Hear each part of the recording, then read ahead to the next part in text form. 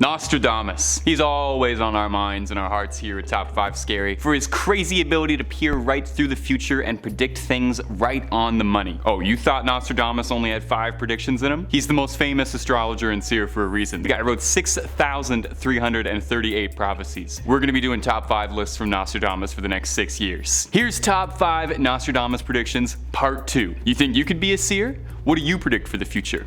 Let us know in the comments. Number 5, Mars landing. Among his many criticisms, Nostradamus wrote a light on Mars failing. Now initially, it seems like just a vague statement, until you remember that a few years ago, the Opportunity rover, which was traveling through Mars, broadcasted its last message from the surface of the red planet. Its last message read, "My battery is low and it's getting dark," which was the final transmission received from the Opportunity rover to NASA when the solar-powered robot was caught in a massive dust storm, described as one of the biggest dust storms observed on Mars, which engulfed the planet whole and turned the day into night, smothering the poor robot's battery, leading it to send that final, poignant transmission. Now, could this be the light on Mars failing that Nostradamus was referring to? It's hard to argue that it doesn't match up just a little bit eerily. I mean, come on, a light on Mars failing, and here you have a sad robot saying that its battery is dying out. Of course, this won't be the end of mankind's journey to the red planet. Succeeding the Opportunity rover is the Curiosity rover, which is currently roving around the rock right now as you watch this video. Elon Musk, billionaire and Twitter poster, has made no secret whatsoever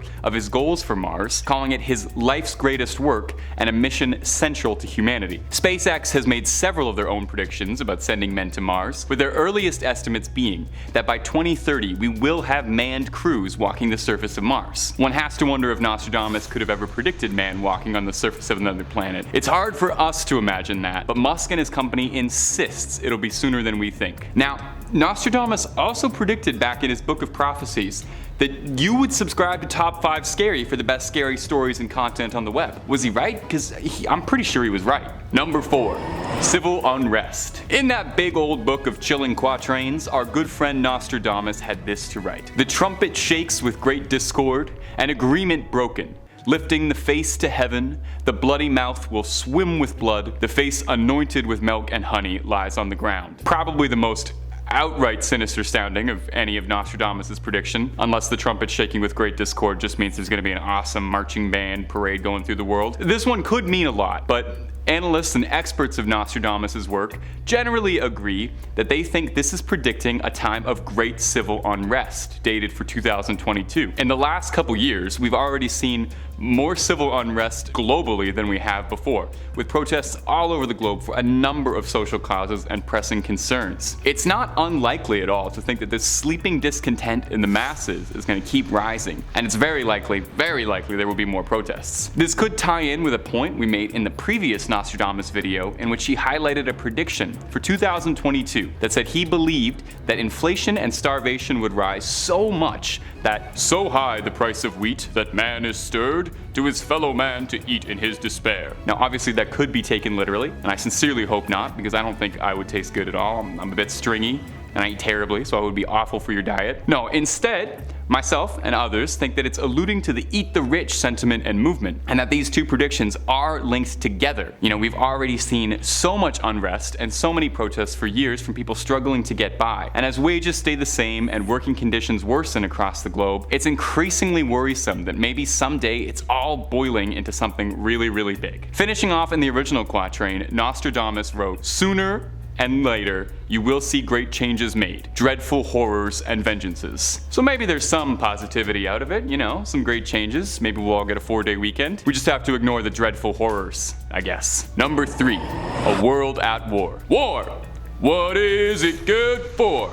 Absolutely nothing, I think, is the usual accepted answer. Well, that good-for-nothing horseman of the apocalypse is always rearing its head, and Nostradamus predicted that we'd be experiencing a lot of them. A passage reads, "Blue head shall white head harm in such degree, as France's good to both shall e'er amount." Now, I gonna be honest with you, I have no idea what that means. That doesn't really sound like much, unless there's a war of blue-headed people. I found one reading saying that this was predicting that France would be beaten at the World Cup, which is definitely possible, but I feel like Nostradamus would shoot a little higher than making sports bets. Most analysts seem to think that this points towards a war, so take a listen to this passage as well. This one reads, 7 months the Great War, people dead of evil doing. Ruin Evreux shall not fall to the king. Now this prediction spells it out a little more clearly. Nostradamus thinks that there's going to be a great war that will spill over and into Europe, and that France will be a key player and a battleground for it. It's easy to see why this prediction could ring true, especially with how things are,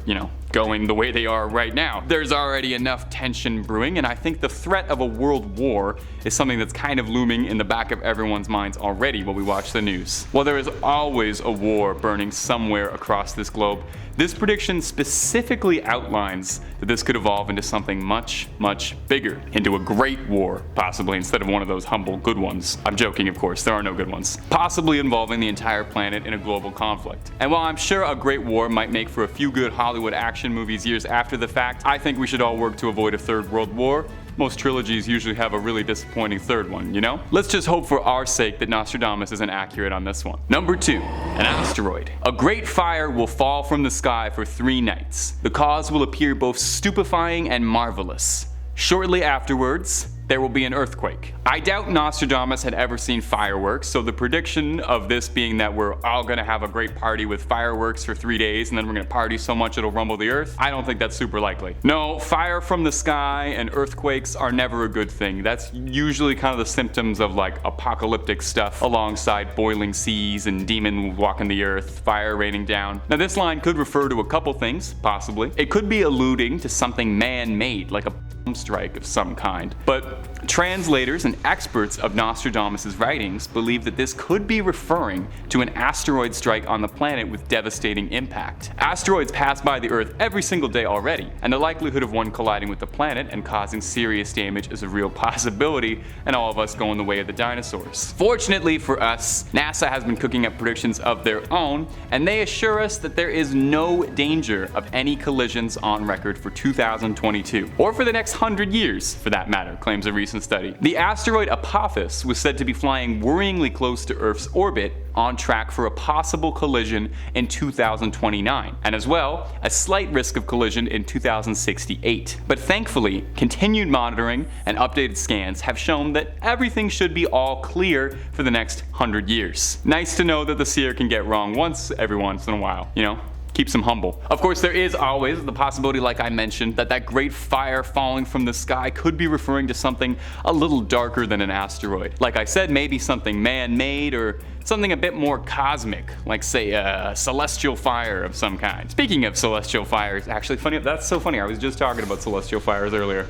Let's get on to the next point, which is number 1, Celestial Fire and the New World Order. Celestial Fire and the New World Order sounds like they would have been the absolute coolest 80s prog rock supergroup. I bet their first album was fantastic and the rest of them fell off. Disregard that fantasy for a minute, and let's get back to the topic at hand. Nostradamus' predictions. In his big old book of prophecies, Nostradamus wrote that there would be a celestial fire on the royal edifice. So what does that mean? King Charles's house is about to catch fire? Well, something about the word celestial really throws this one for me. Celestial is not an adjective that you just toss in willy-nilly. I feel like that's reserved for when something is descending from the cosmos, end of days, apocalypse stuff. Well, not to worry, this prediction gets worse. They always get worse. The prediction goes on to state that through the ashes of this celestial fire on the royal edifice will rise a new order, hey, another prog rock group, and that an unlikely alliance between 2 great powers will come together. What those 2 great powers could be, though, is anyone's guess. Is it Marvel and DC? Apple and Android? Coke and Pepsi? Whoever it may be, it's said that things will never be the same and the alliance's effect will not be good for us. Now, Nostradamus wrote many predictions on the royal family, and some even claim that he accurately predicted Queen Elizabeth's passing. He had this to add on about King Charles specifically. Because they disapproved of his divorce, a man who they later considered unworthy, the people will force out the king of the islands, a man will replace who never expected to be king. Could this be referring to King Charles being replaced in favor of a new king? Could this be related to this new world order Nostradamus is predicting, with someone no one ever expected to be king, and that unlikely alliance getting formed? We're not sure yet, but as time goes on, more and more of Nostradamus' predictions keep turning out to be true, so we'll find out soon enough, I'm sure, and you'll find out here. That's all for this video, my little ghouls and goblins. Thank you so much. We'll catch you next time.